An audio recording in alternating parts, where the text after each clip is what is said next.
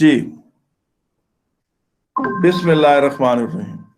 बेटा, gravitational force का सब टॉपिक क्या था आपका? वेट। वेट आपने इसकी कैटेगरी में पढ़ा था, है ना जी?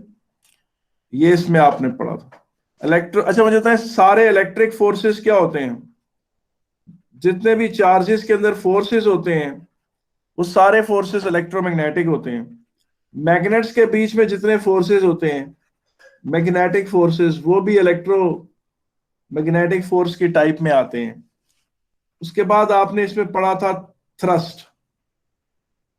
थ्रस्ट आपको याद है? फ्लूइड को पुश करे तो जवाब में जो आपको फोर्स लगता है उसे थ्रस्ट कहते हैं। फिर आपने एक चीज पढ़ी थी इसमें, अप थ्रस्ट। अप थ्रस्ट आपने आज पढ़ा है। आपने ये नहीं पढ़ा कि अप थ्रस्ट कैसे लगता है। अप थ्रस्ट के हमने कैसे लगने की डिटेल बिल्कुल पढ़ी ही नहीं। हमने सिर्फ अप थ्रस्ट के रिलेटिव मैग्नीट्यूड्स को डिस्कस किया था कि किस जगह पर अप थ्रस्ट ज्यादा होती है और किस केस में अप थ्रस्ट कम होती है। ये चीज पढ़ी थी, उसके अलावा कुछ नहीं पढ़ा था। फिर हमने पढ़ी है जनाब नॉर्मल कांटेक्ट फोर्स।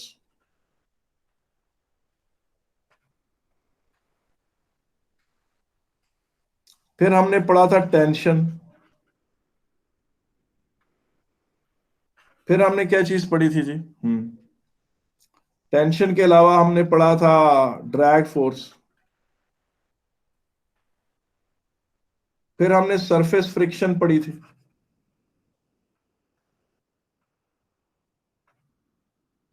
और फिर हमने क्या पढ़ा था जी? सरफेस फ्रिक्शन पढ़ी, ड्रैग फोर्स पढ़ा, टेंशन पढ़ी, और उसके बाद हमने एक चीज थी खाली कांटेक्ट फोर्स। खाली कांटेक्ट फोर्स बेटा नॉर्मल कांटेक्ट फोर्स और सरफेस फ्रिक्शन फोर्स का रिजल्टेंट होता है। फिर आपने इसके अलावा और कोई चीज पढ़ी थी यार इसमें कि नहीं? इसमें आपने लिफ्ट फोर्स पढ़ी थी।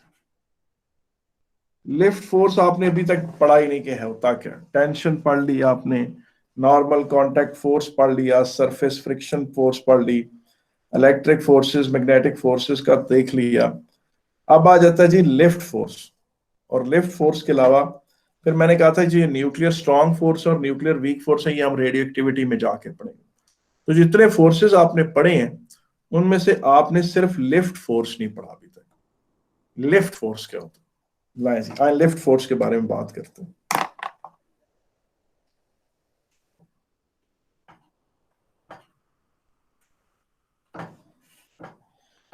Lift force is related to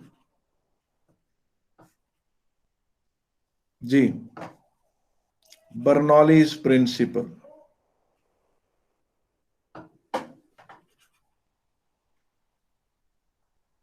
ठीक है कि ना? It is the lift force which keeps the aeroplane suspended in the mid-air. It is the lift force which keeps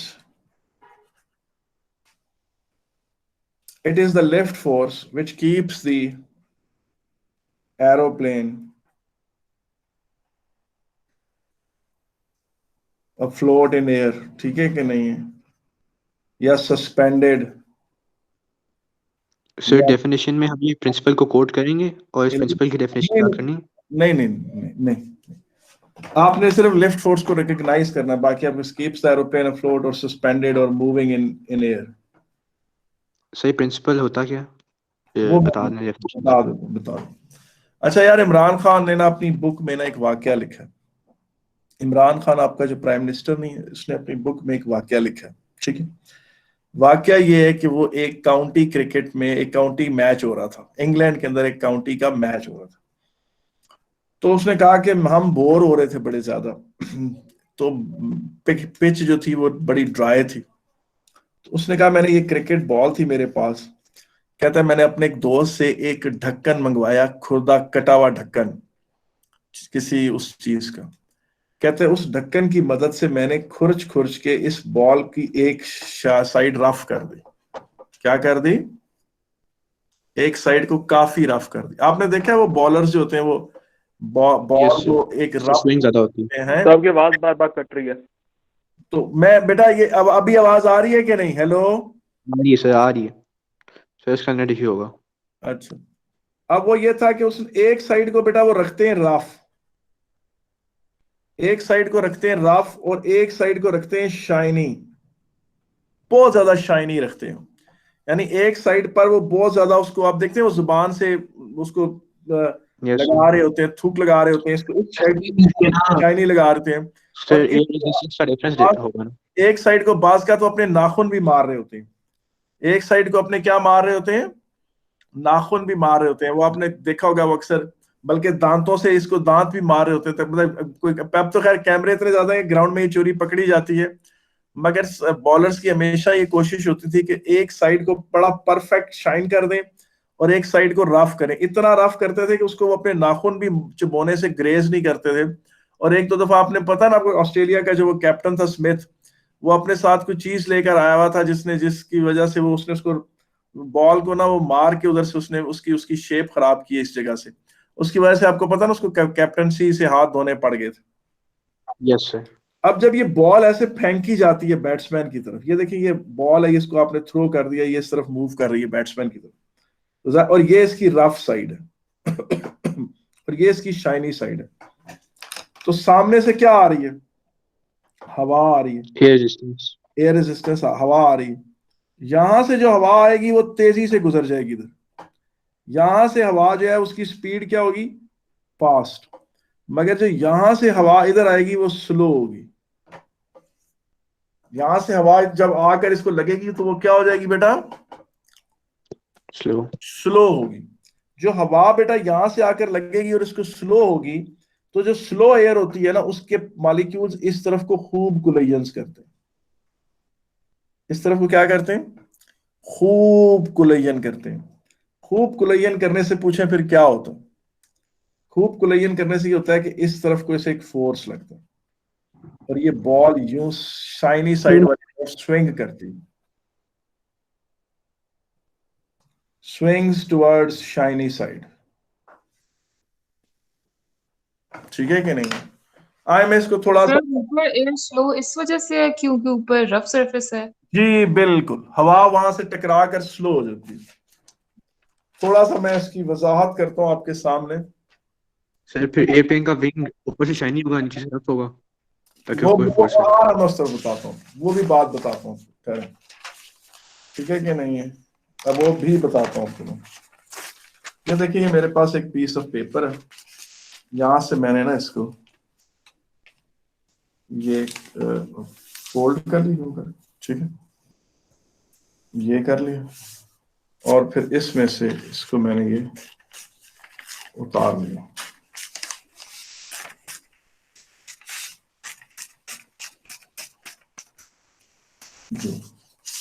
ये पीस है,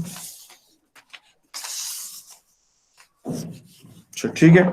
अब आप एक चीज देखें, आप देखें जरा, ये आपको ये देखें, ये मेरे हाथ में देखें, ये पेपर है, ठीक है ना, ये देख रहे हैं पेपर, इसको देखिए, ये क्या हुआ, ये क्या हुआ, क्या आप बता सकते हैं जी? ये देखिए, ये पेपर, पीस ऑफ पेपर है, ये देखिए, इसको अब मैं समझाने की कोशिश करूं, ठीक है।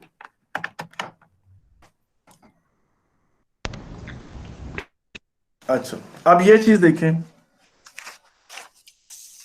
कि मेरे पास ये पीस ऑफ पेपर था, ये क्या था जी, पीस ऑफ पेपर था। इसको यहां से मॉलिक्यूल्स धक्का मार रहे थे और यहां से भी मॉलिक्यूल्स इसको धक्का मार रहे थे इस तरह से, ठीक है कि नहीं? दोनों तरफ से इसको मॉलिक्यूल्स क्या कर रहे थे, धक्का मार रहे थे।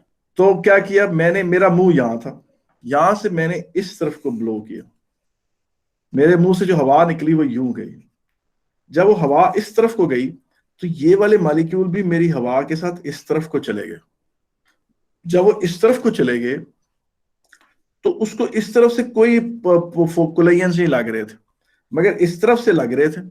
नतीजतन वो पेपर यूं उठकर यूं ऊपर की तरफ ऐसे हुआ, यानी पेपर ऐसे था, मैंने हवा को यूं ब्लो किया, ये मेरी हवा के ब्लोइंग हुई, इस हवा ने जब इसने इस तरफ ब्लो किया, इधर जो मॉलिक्यूल यूं यूं स्ट्राइक कर रहे थे उनके प्रेशर इस तरफ को कम हो गए, वो भी इसके साथ इस तरफ को गए। नतीजतन ये जो मॉलिक्यूल्स थे ये तो स्ट्राइक कर रहे थे, इन्होंने स्ट्राइक करके पेपर को यूं ऊपर उठाया, पेपर को क्या किया, यूं ऊपर उठाया, और पेपर पैरेलल हो गया उस चैनल ऑफ एयर के साथ जो चल रहा था। और पेपर जब इसके सामने आता था तो जोर लगता था, फिर यूं होता था, मगर रहता, वो पेपर ने इसके पैरेलल रहने की कोशिश की। पहले पेपर ने कोशिश की कि इसके बीच रास्ते में आ जाए, मगर उसके हवा के प्रेशर की वजह से फिर सीधा हो गया, मगर रहा इसके करीब ही। जिस तरह आप फर्ज करें भाग रहे हो तो आपका कुत्ता भी आपके साथ भागता, आपके रास्ते में आने की कोशिश करता, बाज़ का आपके जूतों से टकरा जाता है, फिर बेचारा सीधा होता है, फिर ऐसे होना। तो इस तरह यानी पेपर यूं था, आपने इस तरफ को ब्लो किया, आपके इस तरफ ब्लो करने से मॉलिक्यूल्स इधर जो स्ट्राइक कर रहे थे वो आपके साथ चले गए, ये मॉलिक्यूल्स जो थे इधर से टकरा रहे थे ये उठकर पेपर को ऊपर ले आए, और इतना ऊपर ले आए कि पेपर रास्ते में भी आया, फिर ऐसे हुआ, फिर यूं हुआ, मतलब इस तरह फड़फड़ाता रहा यहाँ। मगर पेपर जो है एसेंशियली आपकी इस ब्लोइंग एयर चैनल के बिल्कुल पैरेलल रहा। क्या आप इसे दोबारा तो नहीं देखना चाहेंगे जी? बेटा इस डेमो को दोबारा देखने की जरूरत तो नहीं है ना आपको? नो सर, समझ आ गया। तो यार ये चीज जो आपने अभी पढ़ी है ना, इसे कहते हैं बर्नौलीज प्रिंसिपल। इसे क्या कहते हैं? Bernoulli's principle. और पूछे इसका फायदा क्या है? होता ये कह रहा है कि ये जो एक फर्ज करें ये कोई ऑब्जेक्ट है, कोई फ्लूइड इसके इस तरफ भी मूव कर रहा है, कोई फ्लूइड इस तरफ भी मूव कर रहा है। अगर ये फ्लूइड स्लो है और यहां से फ्लूइड फास्ट है, तो जो फास्ट फ्लूइड है ना वो इस तरफ को जाएगा, उसके पास इधर टक्कर मारने का टाइम नहीं होगा, उसके पास इस तरफ को टक्कर मारने का टाइम नहीं होगा। लेकिन इन मॉलिक्यूल्स के पास इस तरफ टक्कर मारने का टाइम होगा। नतीजतन जो इसको एक फोर्स लगेगी इस डायरेक्शन, इसको क्या लगेगी? एक फोर्स लगेगी बेटा इस डायरेक्शन में। ठीक है कि नहीं? मैं दोबारा बता देता हूं कि देखें, ये एक बॉल है, क्रिकेट बॉल है, जिसको इस साइड से शाइन कर दिया गया। ये इसका जो ब्लू वाला हिस्सा है ये सारा शाइनी है, ठीक है कि नहीं? और इसका जो रेड वाला हिस्सा है वो सारा वो है रफ है। तो फिर पूछे क्या हो, यहां से आने वाली एयर स्लो हो जाएगी और बहुत स्लोली आगे जाएगी, लेकिन यहां से आने वाली एयर बहुत क्या होगी? फास्ट होगी। यहां से स्लो होगी और यहां से फास्ट होगी। नतीजतन इधर के जो मॉलिक्यूल्स हैं वो इस तरफ को टकराएंगे, इस तरफ को टकराएंगे, और इन मॉलिक्यूल्स को बिल्कुल भी इधर टक्कर मारने का मौका नहीं मिलेगा। ये मॉलिक्यूल्स इस तरफ को टक्कर नहीं मार सकेंगे, लेकिन वो वाले बहुत मारेंगे। नतीजतन इसको फोर्स उस तरफ लगेगी, और ये बॉल तो ज़रा इस तरफ को फेंकी गई है ना, हवा सामने से आ रही, तो ये बॉल यूं स्विंग करती हुई उस तरफ चली जाएगी जिस तरफ को शाइनी साइड है। तो इसे कहते हैं स्विंग। तो अगर आपने बैट्समैन की तरफ स्विंग करनी हो, बैट्समैन के अंदर, बैट्समैन खेल रहा और बॉल अंदर की तरफ स्विंग हो, शाइनी साइड से अंदर रखनी होती है। हाँ, तो शाइनी साइड अंदर रखनी चाहिए, तो बॉल रिवर्स स्विंग करती है। अगर आपने अवे फ्रॉम द बैट्समैन भेजनी हो तो शाइनी साइड दूसरी साइड पे रखते हैं, ठीक है? तो वो इमरान खान की बुक में लिखा हुआ है कि जब हमने वो बुक उधर से बॉल को रफ कर लिया तो हमने विदिन अगले 3-4 ओवरों के अंदर अंदर अगली सारी टीम आउट कर दी। क्यों? क्योंकि उसकी वजह थी कि बॉल बहुत ज्यादा स्विंग होना शुरू होगी और बॉल कहता है इतनी ज्यादा स्विंग हुई कि हमने बड़े मजे से अगलों की सारी टीम आउट करके साइड पे भेजी। कोई मसला तो नहीं है? तो सर अगर ये शाइनी साइड ऊपर की तरफ होगी तो बॉल ऊपर की तरफ जाएगी क्या? ये बिल्कुल बिल्कुल उठेगी। अच्छा, इस बर्नौलीज प्रिंसिपल को सर ये लेफ्ट से एरो आ रहा है, ये क्या है? पहले वाला arrow,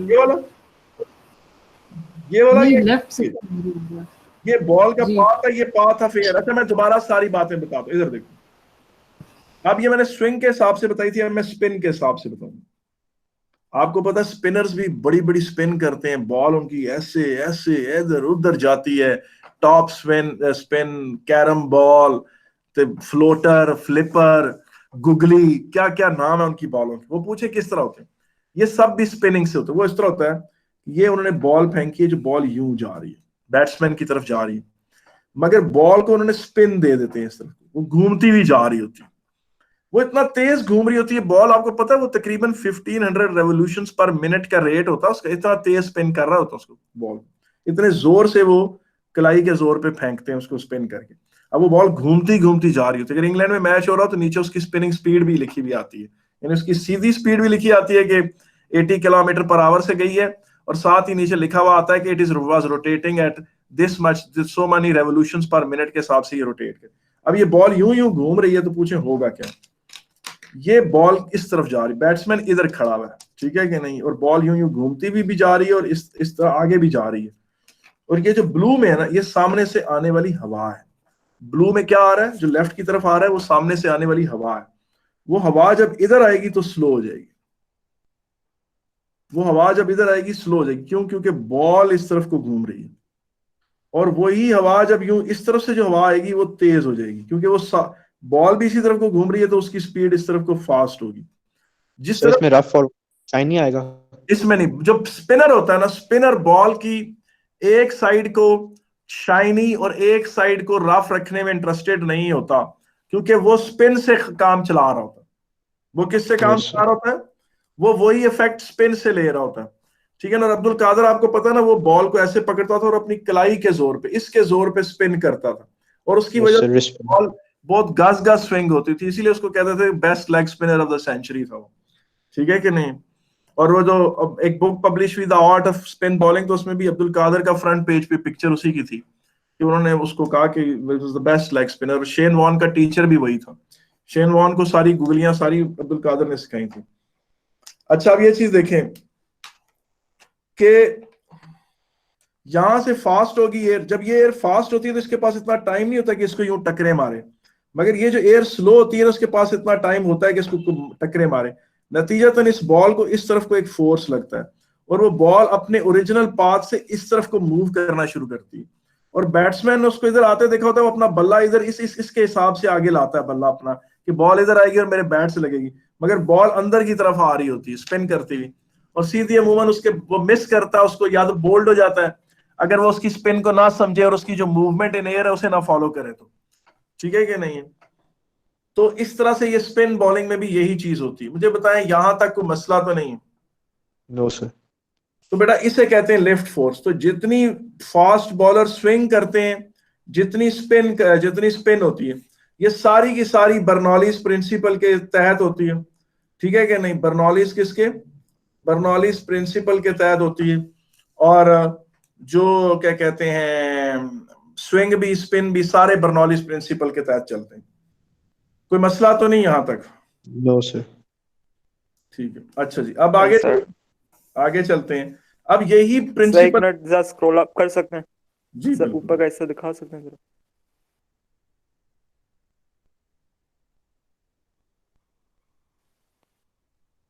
okay thank you sir, देख लिया जो देखना था। अच्छा जी, अब आगे चले जनाब। अगली जो बात हम करेंगे वो हमारे पास क्या है, वो ये है जनाब, शायद ये स्पिन होगी, स्विंग होगी, सारा कुछ हो गया। अब लेफ्ट फोर्स इसे कहते हैं। लेफ्ट फोर्स को एल से भी रिप्रेजेंट करते हैं। ये बॉलर की स्पिन स्विंग सारी इसी से होती है। जहाज के साथ इसका क्या ताल्लुक होता है? ये देखें, ये जहाज है।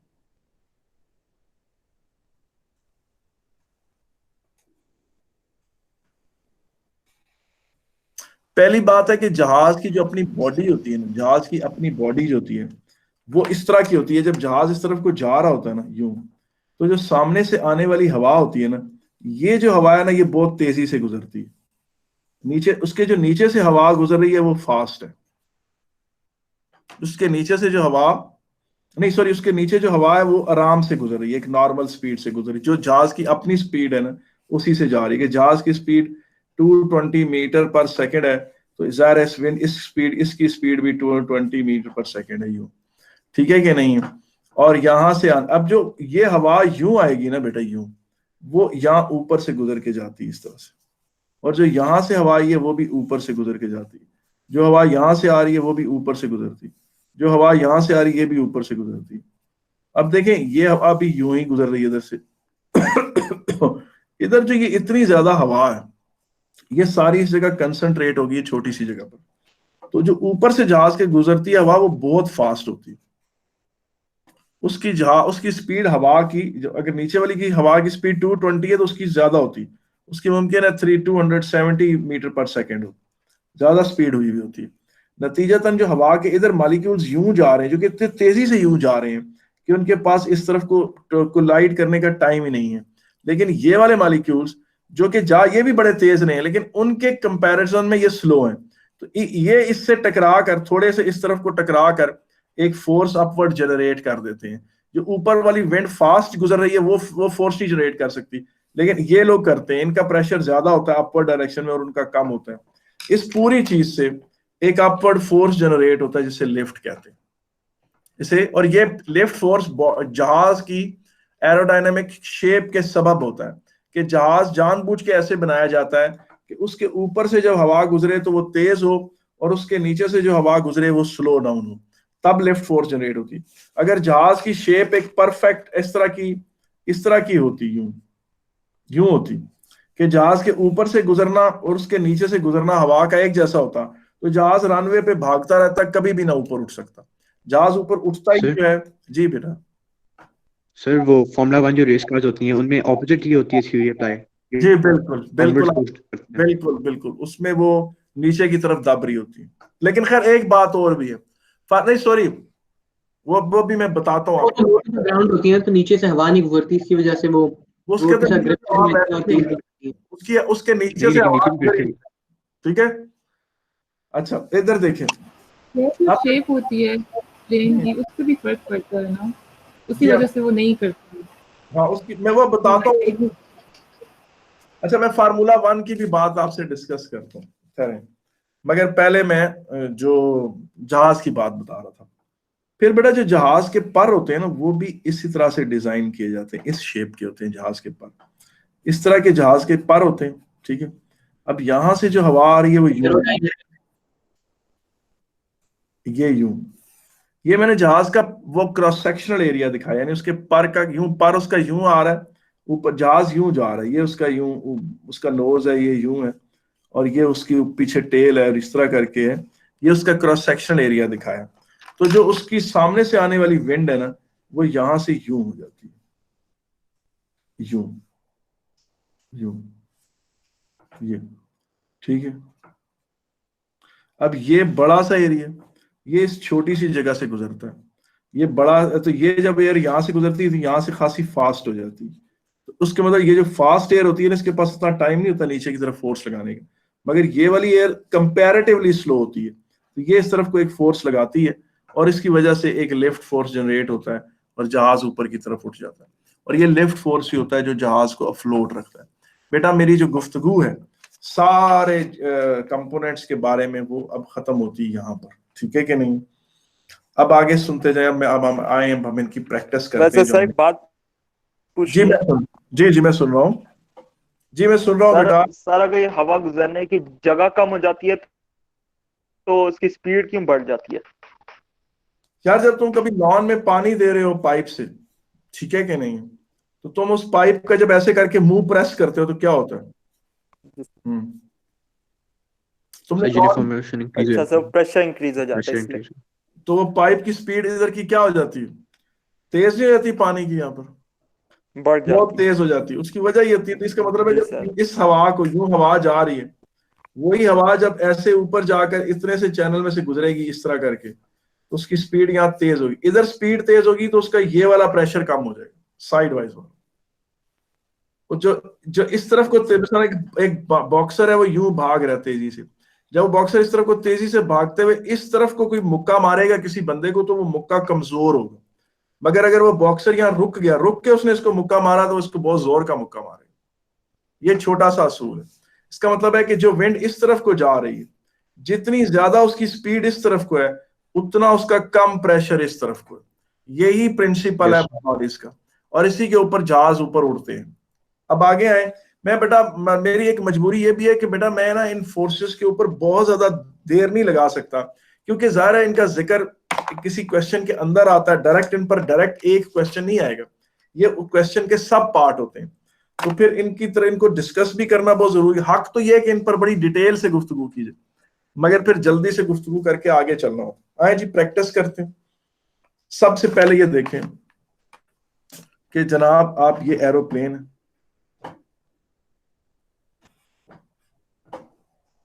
ये इसकी टेल है, ये इसके एरो वो है, ये उसके रोटर, ये जो भी है। अब इस पर लगने वाले फोर्सेस क्या क्या है, वन बाय वन डिस्कस करें, इस पे लगने वाले फोर्सेस क्या है। जी, एक तो इसका वेट है नीचे, जो कि एक ग्रेविटेशनल फोर्स, जो कि क्या है, एक ग्रेविटेशनल फोर्स, ठीक है कि नहीं। और उसका रिएक्शन क्या है, ये प्लेनेट अर्थ ने इसको वेट को खींचा है ना, तो जहाज भी प्लेनेट अर्थ को ऊपर खींचेगा, तो वो ये दोनों आपस में एक्शन एंड रिएक्शन, ठीक है कि नहीं, और कोई चीज नहीं। अब आगे देखें, जहाज जब आगे जा रहा है, सर वो अच्छा फोर्स तो बहुत कम है ना कौन सी वाली, सर, जहाज जो अर्थ को खींच रही है। नॉन ना, ये दोनों बराबर होती हैं बेटा। क्या आपने पढ़ा नहीं, action and reaction are always equal and opposite in direction. Yes sir, ठीक है। हाँ, आप ये कह सकते हैं कि प्लेनेट अर्थ के लिए वो कुछ नहीं, यस सर, वही कह रहा था। के लिए वो कुछ नहीं है। ये देखिए, ये प्लेनेट अर्थ है, मैं सारे इरफान जो है वो आपको पता है 100 किलो के हैं, तो आप 100 केजी के सारे इरफान हैं, तो प्लेनेट अर्थ उन्हें ऑलमोस्ट 1000 न्यूटन से खींचती, और दुआ करो वजन कम हो जाए, 1000 न्यूटन से प्लेनेट अर्थ उन्हें खींचती है।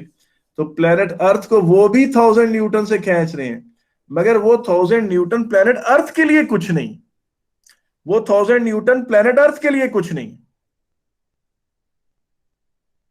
ठीक है। यस ठीक है सर।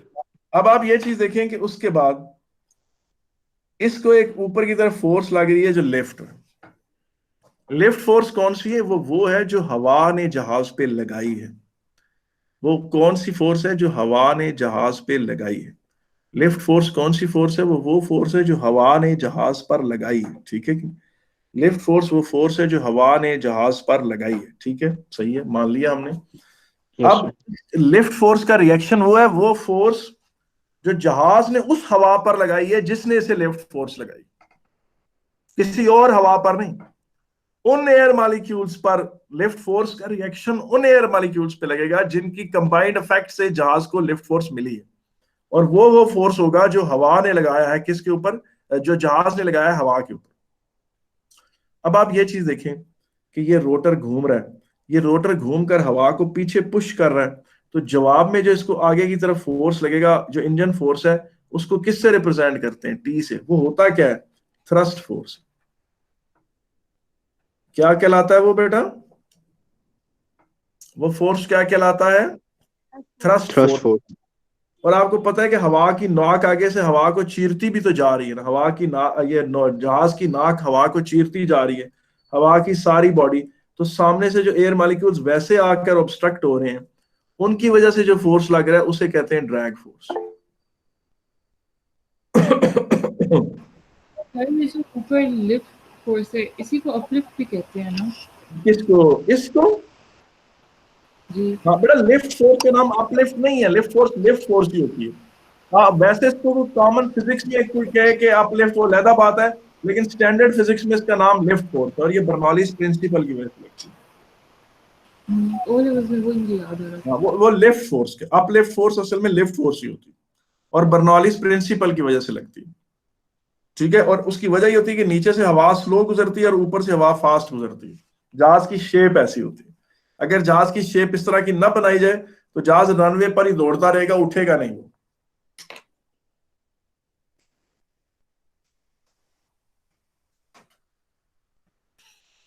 अच्छा मेरे बेटो, अभी ये लाहौर और कराची की बातें मत करो, जो भी जीते है तो पाकिस्तान ही है ना, ठीक है कि नहीं। मुझे तुम लोग की कमेंट्स। सर आप किस टीम को सपोर्ट कर रहे हैं? हाँ, मैं बेटा लाहौर, किस टीम को सपोर्ट मैं लाहौर को सपोर्ट। देखा, अब लाहौर जीतेगी। नहीं ये बात, सही बात है। मैं अच्छा चले, मैं पढ़ाई कर रहा था, छोड़ो। मैं ये देखिए यार, यहाँ तक कोई मसला तो नहीं है, नो सर। समझ आ गई बात आपको। Yes sir. अच्छा जी, ठीक है। लिफ्ट फोर्स हो गई, वेट हो गया, ड्रैग हो गया, थ्रस्ट हो गया, सारी बातें हो गई। अब हम आगे चलते हैं, हमारी अगली जो बातें हैं वो हम डिस्कस करते हैं कि वो कैसे करनी है। सर इससे अपथ्रस्ट नहीं लगेगा? इसे अपथ्रस्ट बेटा, इसे बहुत कम अपथ्रस्ट लगेगा, अभी बता देता हूँ। तुम देखो, upthrust over weight of the aeroplane. अच्छा, यहाँ क्या होता है, डेंसिटी ऑफ द फ्लूइड, ये हवा में से है ना, हवा ही फ्लूइड, तो हवा की डेंसिटी 1 है। जहाज की डेंसिटी कितनी है, फर्ज करो 3000 है, जहाज की डेंसिटी रफली 3000 होती है ओवरऑल मिला के, तो उसके खाली अंदर हवा शवा सारा कुछ मिला के 3000 kg। तो अपथ्रस्ट जो से लग रही है वो वेट से 3000 टाइम्स छोटी है।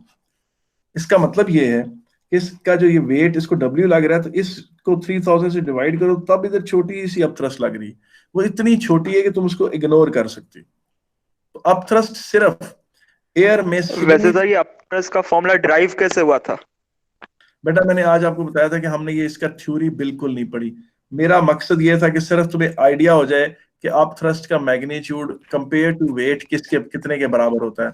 मैं उसकी थ्योरी में अगर उसकी परत खोलूं तो मैं फिर पता क्या होता है, यस सर, टाइम वेस्ट होगा। ईमानदारी ठीक है से सर। पढ़ाना शुरू कर देना तो बहुत देर लगती है और बच्चे डीप जाना पसंद भी नहीं करते, वो थक जाते हैं। आप पूछ तो लेंगे लेकिन जब उसको एक्सप्लेन करना शुरू करें ना, एक बात याद रखें, अच्छे कॉन्सेप्ट बनाने के लिए सिर्फ टीचर का कमाल काफी नहीं होता, बच्चे का अपना खून जलाना भी काफी जरूरी होता है। और जब तक आप खपे नहीं, अपने खून ना जलाएं, उस पर गौर फिक्र ना करें, आपके कॉन्सेप्ट क्लियर नहीं हो सकते। खाली टीचरों के लेक्चरों से कॉन्सेप्ट कभी भी नहीं बनते, वो हल्के फुल्के बनते हैं।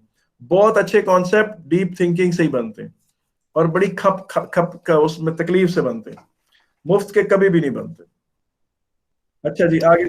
सर इसमें लिफ्ट और अपथ्रस्ट में क्या फर्क है? इसमें लिफ्ट और अपथ्रस्ट को अपनी शो किया बेटा तो अगर like जहाज mainly- रुका हुआ है ना हवा में तो लिफ्ट अप थ्रस्ट उसे तब भी लगेगी, अप थ्रस्ट उसे लगेगी। लिफ्ट फोर्स के लिए मूव करना जरूरी है।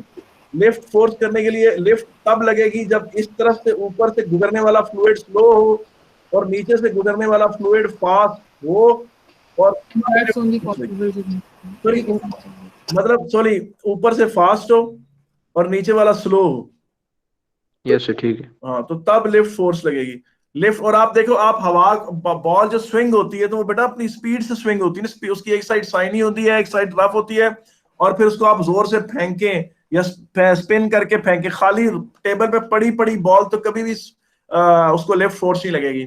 मगर हवा में जितनी चीजें हैं, चाहे वो रुकी हुई हैं या मूव कर रही हैं, उन सबको आप थ्रस्ट लग रही होती है। आप थ्रस्ट का तल्लक सिर्फ फ्लूइड डिस्प्लेस से, आपने फ्लूइड को डिस्प्लेस कर दिया, आपका आप थ्रस्ट लगेगी।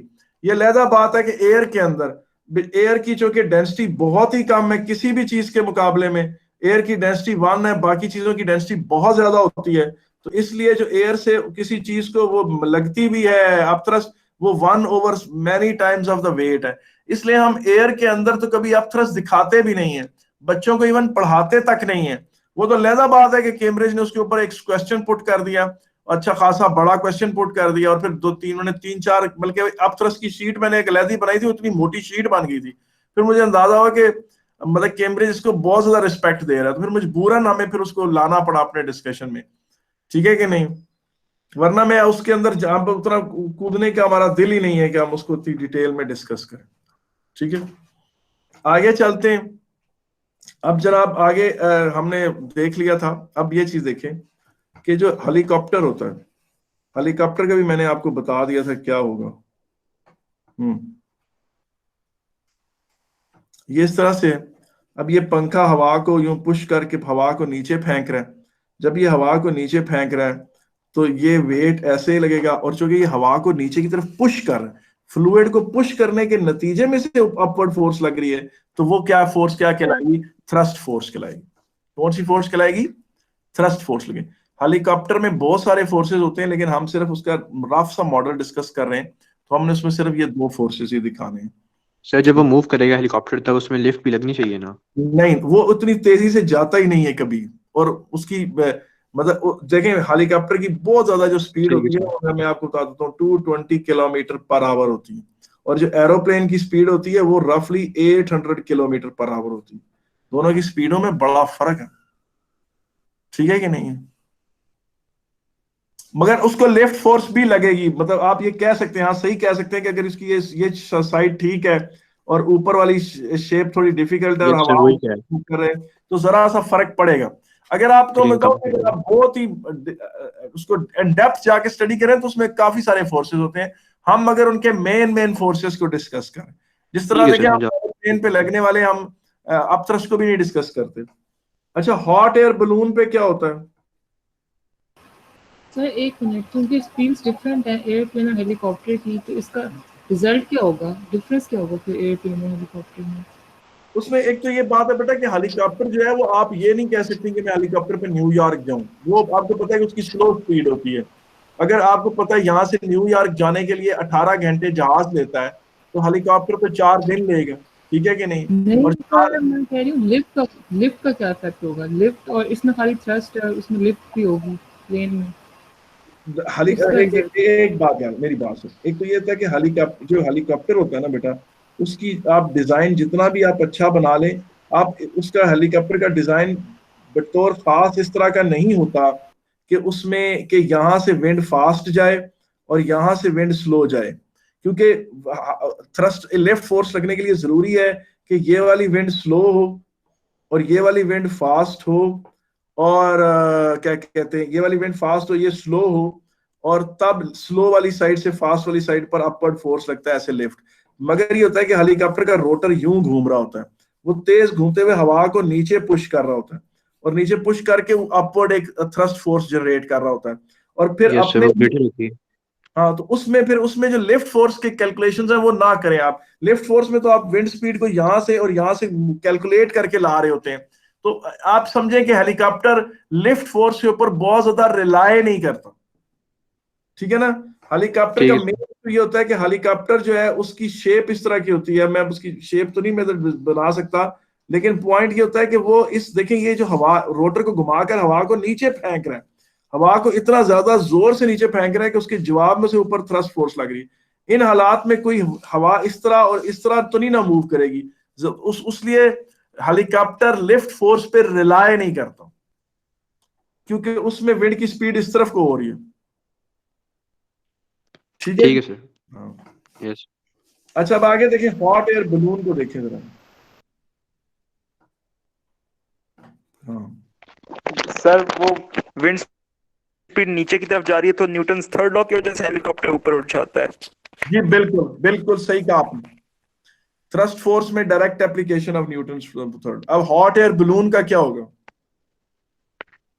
ये देखें, ये हॉट एयर बलून है, यूं ऐसे, यस बलून, सिर्फ हॉट एयर बलून को सिग्निफिकेंट अप थ्रस्ट लगती है। पूछें क्यों? बोला क्योंकि हॉट एयर बलून के अंदर हवा की जो डेंसिटी होती है वो 0.8 kg पर मीटर क्यूब होती है, और बाहर जो डेंसिटी होती है विंड की, वो हवा की, वो होती है 1.2 kg पर मीटर क्यूब, जिसको मैं अप्रोक्सीमेटली 1 ले लेता हूँ, लेकिन चले अब यहाँ 1.2 लेते हैं, उसकी एग्जैक्ट वैल्यू लेते हैं। तो up thrust over weight, weight किसका है? हॉट एयर बलून का। और यहाँ पर density of the cold air of the surrounding divided by the density of the object. अब यहाँ ऑब्जेक्ट जो है वो हॉट एयर है इनसाइड, अब थ्रस्ट किसके सर बराबर है? 1.2 कहाँ की डेंसिटी है? बाहर की ये कोल्ड एयर की, बाहर ठीक है कोल्ड सर। एयर की सराउंडिंग। 1.2 को 0.8 से डिवाइड करें, देखें क्या आता है। 1.2 को 0.8 से डिवाइड करें, देखें क्या आता है। 1.5 सर। हम्म यस सर, 1.5। अब हॉट एयर बलून का वेट ऐसे एक्ट कर रहा है, और अप थ्रस्ट उसको यूं लग रही है, और अप थ्रस्ट ज्यादा बड़ी होती है, इसीलिए हॉट एयर बलून आस्ता आस्ता ऊपर की तरफ उठता है। और फिर जब आपने उसको एक जगह रोकना होता है, तो आप उसका यहाँ से हीटिंग एयर का टेम्परेचर कम करते हैं, रेट ऑफ हीटिंग कम करते हैं, तो हॉट थ्रस्ट डिक्रीज करके वेट के बराबर हो जाती है, फिर वो रुक जाता है। और जब आपने उसको नीचे लाना होता है, तो बर्नर और स्लो करते हैं, और स्लो करते हैं, और कम हीटिंग होती है, तो फिर आस्ता आस्ता वेट अप थ्रस्ट से बड़ा होता है, और आस्ता आस्ता वो नीचे आना शुरू हो जाता है, ठीक है ना? हॉट एयर बलून पर सिग्निफिकेंट एयर रेजिस्टेंस नहीं लगती, क्योंकि एयर रेजिस्टेंस लगने के लिए हॉट एयर बलून को एयर में फास्ट मूव करने की जरूरत होती है, और फास्ट सर मूव। जी मैं सुन रहा हूँ। सर, टेम्परेचर इंक्रीज करने का अप थ्रस्ट इंक्रीज करने से ताल्लुक क्या है? गैस एक्सपैंड हो रही है और क्या हो जी रहा है? जी बिल्कुल, जब आप इसको गर्म करते हैं, ज्यादा टेम्परेचर इंक्रीज होता है, गैस एक्सपैंड होती है, गैस एक्सपैंड होती है, उसकी डेंसिटी कम होती है, उसकी डेंसिटी कम होती है, इस इक्वेशन में ये वाली चीज कम होती है, ये वाली ठीक है चीज सर, कम समझा। होती है, तो अब बढ़ती है। सर इसमें जी वो अप्लाई नहीं होगा कि इसमें वो अप्लाई नहीं होगा कि हॉट एयर कहीं से निकल रही है और रिलीज ऑपोजिट डायरेक्शन में फोर्स रिलीज कर रही है? नहीं, वो रॉकेट में होता है। Okay sir. वो किस में होता है? रॉकेट में होता है। तो ये तो थी चीजें जो बेटा हवा में मूव करती हैं, ठीक है कि नहीं है? और इसमें हमने स्विंग और स्पिन को भी डिस्कस कर लिया। ये वो सारी बातें थी जो एयर से रिलेटेड थी। अब आ जाए जी, वाटर से रिलेटेड बातें करते हैं। ये पानी की सरफेस, ये क्या है जी, पानी की सरफेस है। ये इस पे एक बड़ा शिप हो, बहुत बड़ा शिप भी हो या एक बोट भी हो, दोनों के प्रिंसिपल्स एक ही हैं। ये इसके पीछे एक रडर घूम रहा होता है। जब ये रडर मूव करता है, ये मूव करता है, तो ये पानी को इस तरफ को पुश करता है।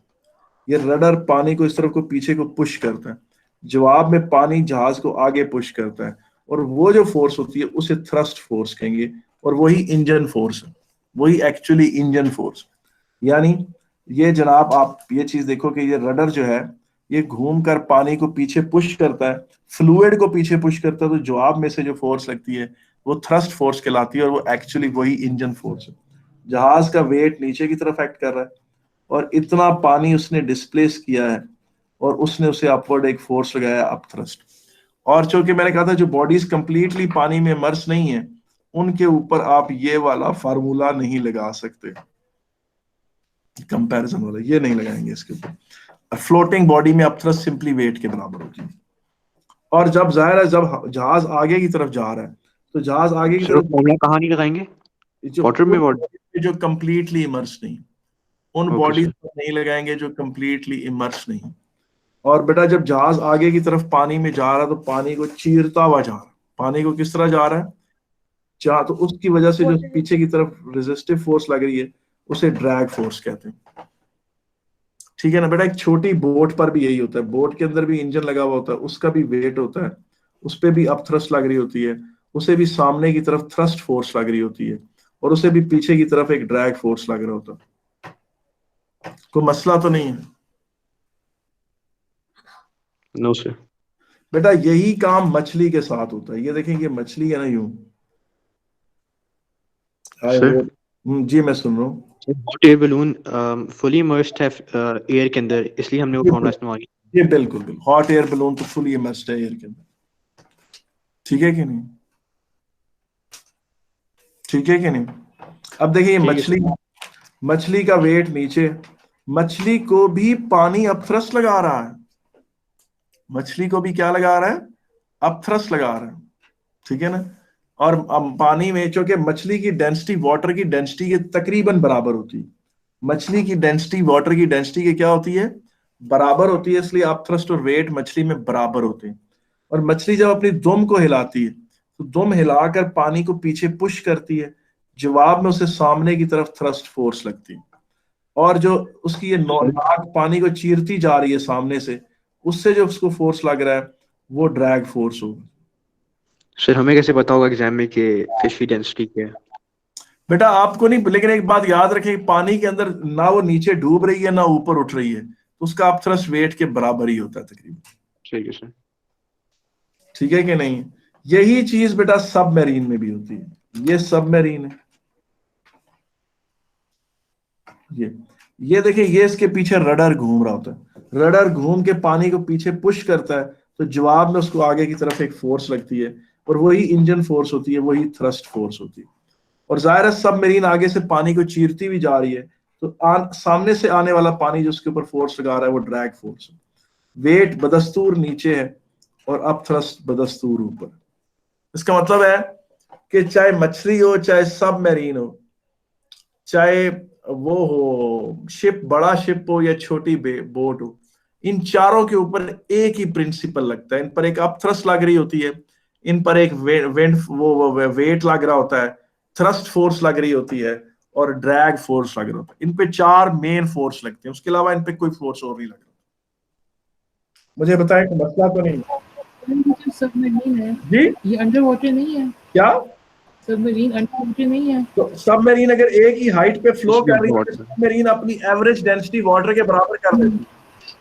बेटा सबमरीन अगर पानी में एक ही हाइट पे फ्लो, एक ही लेवल पे फ्लो कर रही है, ना डूब रही है ना ऊपर आ रही है, तो उसकी अपथ्रस्ट ओवर वेट 1/1 हो जाएगा। अपथ्रस्ट वेट के बराबर होगा, और वो तभी मुमकिन होगा जब पूरी सबमरीन की एवरेज डेंसिटी वाटर के बराबर हो। और एवरेज डेंसिटी उसकी वाटर के बराबर तब होगी कि ठीक है बाहर से स्टील की बनी हुई, लेकिन अंदर तो उसके हवा है ना।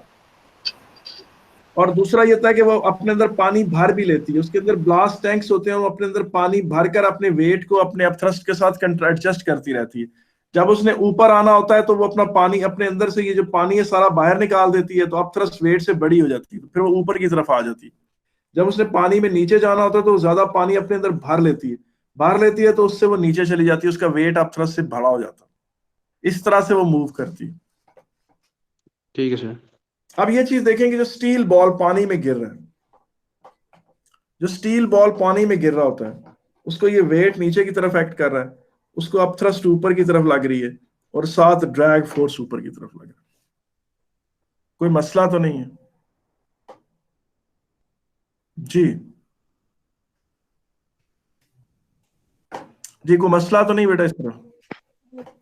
और जब वो No, sir. Constant terminal velocity से नीचे गिर रहा है तो weight up thrust plus drag force के बराबर। जब वो कांस्टेंट वेलोसिटी से नीचे गिर रहा है तो वेट अप थ्रस्ट और ड्रैग फोर्स के बराबर। ठीक है?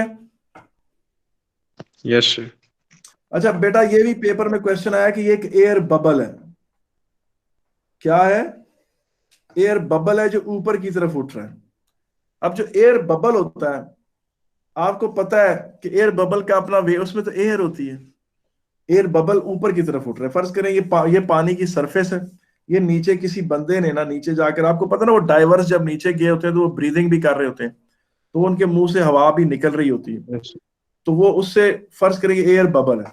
अब एयर बबल पर up thrust over weight is equal to density of water 1000 है, और एयर बबल का अपना वेट क्या होगा? 1। एयर बबल पे जो अप थ्रस्ट लगती है वो वेट से बहुत ज्यादा बड़ी होती है। तो अब एयर बबल जब ऊपर जा रहा है, उसके ऊपर एक सिग्निफिकेंट अप थ्रस्ट लग रही है, और उसका अपना वेट बहुत ही छोटा है, उसका वेट बहुत ही छोटा है। और अगर एयर बबल कांस्टेंट स्पीड से ऊपर जा रहा है तो बाकी फोर्स उसके ऊपर ड्रैग फोर्स लग रहा होता है, और अप थ्रस्ट जो होती है वो वेट प्लस ड्रैग फोर्स के बराबर होती है। मैं ये बात ना करता अगर ये पेपर में ना आई होती। एयर बबल की अपवर्ड मूवमेंट तक भी उन्होंने डिस्कस की है पेपर में। मुझे बताएं, इसमें कोई मसला तो नहीं है? सर जब दोनों जी सर अगर ऑब्जेक्ट के अंदर और बाहर डेंसिटी सेम हो तब up thrust is equals to जी वेट बिल्कुल, जी बिल्कुल, विदाउट फॉर्मूला यूज। जी बिल्कुल। अगर पानी के अंदर कंप्लीटली इमर्स्ड है और एक जगह रुकी हुई है तो फिर वेट और अप थ्रस्ट की एवरेज वैल्यू, वेट और अप थ्रस्ट बराबर होगी। अब मैं आपके सामने 3 सिचुएशंस रखता हूं, 3 सिचुएशंस रखता हूं, वो आप जरा गौर से देखें। 3 बल्कि हाँ 3-4। ये देखें, ये पानी, ये छत, ठीक है ना, ये एक स्ट्रिंग लटकी हुई, ये इसके साथ कोई वेट अटैच्ड है, ठीक है कि नहीं, और यहां पर पानी के साथ ये हार्ड सरफेस, ठीक है। ये छत है, छत से कोई रस्सी लटकी है, रस्सी से वेट लटका हुआ, यहां इस सरफेस पे एक ऑब्जेक्ट पड़ा हुआ यहां पर, ठीक है कि नहीं। एक ऑब्जेक्ट पानी में फ्लोट कर रहा है, एक ऑब्जेक्ट पानी में फ्लोट कर रहा है, और एक को रस्सी से बांधा हुआ है। वो स्टील का बॉक्स है, उसने नीचे डूब जाना था, उसने स्टील बॉक्स ने नीचे डूब जाना था, मगर उसको आपने रस्सी से पकड़ के रखा है। आधा पानी के अंदर है और आप भी कुछ पानी से बाहर है, सॉरी रस्सी पानी से बाहर है। और एक स्टील बॉक्स है जो नीचे पानी में गिर रहा है, कांस्टेंट वेलोसिटी से नीचे गिर रहा है, और एक स्टील बॉक्स है जो जाकर नीचे सी बेड पे बैठ गया है। ये, और मैंने आपके सामने मुख्तलिफ सिचुएशनें रखी हैं। और एक वुडन ब्लॉक है जो ऊपर की तरफ उठ रहा है, एक वुडन ब्लॉक है जिसको नीचे ले जाकर छोड़ा है किसी ने और वो ऊपर की तरफ उठ रहा है। अब आप गौर से देखिए सारी सिचुएशंस। ये बॉक्स है जो ग्राउंड पे पड़ा हुआ है, रुका हुआ है, ये इसका वेट, और ये इसको ऊपर की तरफ एक नॉर्मल कांटेक्ट फोर्स लग रहा है। क्या लग रहा है? नॉर्मल कांटेक्ट फोर्स लग रहा है, और नॉर्मल कांटेक्ट फोर्स वेट के बराबर है। नॉर्मल कांटेक्ट फोर्स किसके बराबर है? वेट के बराबर है। अब इधर देखें, यहां पर वेट ऐसे नीचे की तरफ एक्ट कर रहा है, और यहां पर टेंशन टी यूं लग रही है, और टेंशन टी वेट के बराबर। और आपको पता है एक टेंशन टी यहां भी लगेगी जिसे हम डिस्कस नहीं करेंगे, जो छत पे, क्योंकि हम वो उसका तलक हमारे से नहीं। तो टेंशन वेट के बराबर। ये चीज पानी में फ्लोट कर रही है, इसका वेट नीचे एक्ट कर रहा है, और इसे अप थ्रस्ट ऊपर की तरफ लग रही है, और अप थ्रस्ट आर्किमिडीज प्रिंसिपल की वजह से लगती है। तो ये देखें, ये फ्लोट कर रहा है और उसमें वेट और अप थ्रस्ट बराबर है। इसमें नीचे की तरफ वेट है, इसको ऊपर की तरफ अप थ्रस्ट भी लग रही है और रस्सी की टेंशन भी लग रही है, और ये दोनों मिलकर वेट को बैलेंस कर रहे हैं। Tension plus up thrust weight के बराबर। अब वो स्टील बॉक्स जो नीचे की तरफ गिर रहा है कांस्टेंट वेलोसिटी से, उसको वेट नीचे की तरफ लग रहा है, ऊपर की तरफ अप थ्रस्ट लग रही है, और साथ ड्रैग फोर्स भी लग रही है, और वेट जो है वो up thrust plus drag force के बराबर है अगर ये कांस्टेंट वेलोसिटी से नीचे जा रहा है, ठीक है ना।